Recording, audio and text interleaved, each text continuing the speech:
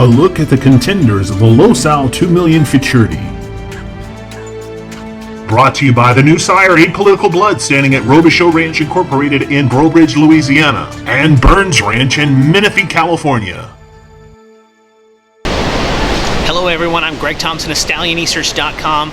Went to the barn this morning and spoke with Jose Flores, who is the second and third fastest qualifier going into the Los Al 2 Million.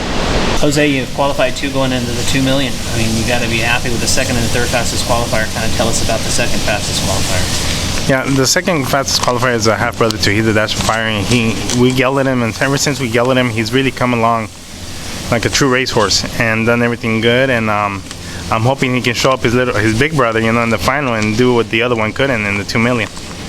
And he's really matured these last 2 months and peaked at the right time and got his Breeders' Futurity win, which we're real happy to do. We had to skip the Golden State to keep him fresh for the 2 million, but it seems like it's working up to now pretty good.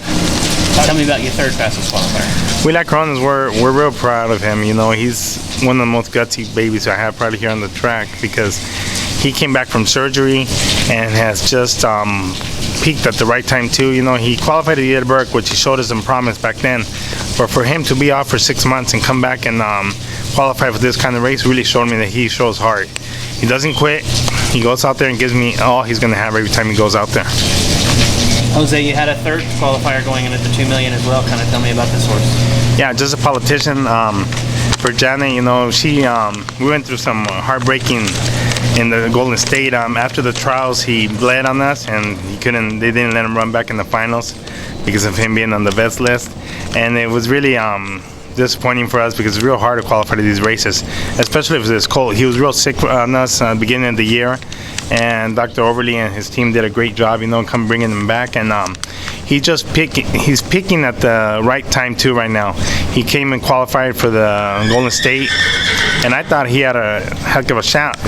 He was third fastest, but things happened and we had to wait. And good thing he got back in this one. He qualified 8th, I believe, and he's just the kind of horse. He in his trial for the Golden State, he beat Walk Through Crystal, which is in my opinion one of the best horses on the ground. And so he has some talent, and he can pop up, and if he shows me what he's been doing these last races, he'll be tough too. Obviously you got a huge weekend. You got the Champion of Champions as well as the 2 million. Yes. This is a huge weekend for Flores racing. I mean, got to be a little bit antsy to get this thing going.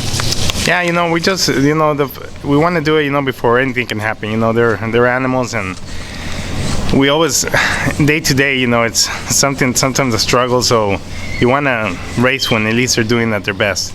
So we just want to go ahead and try to get this over with, and hopefully we have a big weekend. The next top sire has arrived.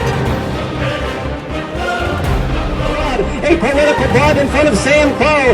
Then we have famous Corona Lady. The runner out of it is Kiss My Hats. Apolitical Blood is running away. Apolitical Blood wins the All-American Derby. A champion's bloodline.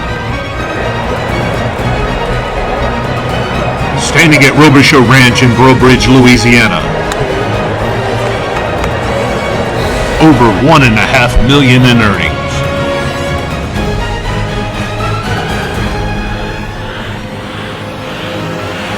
Apolitical Blood.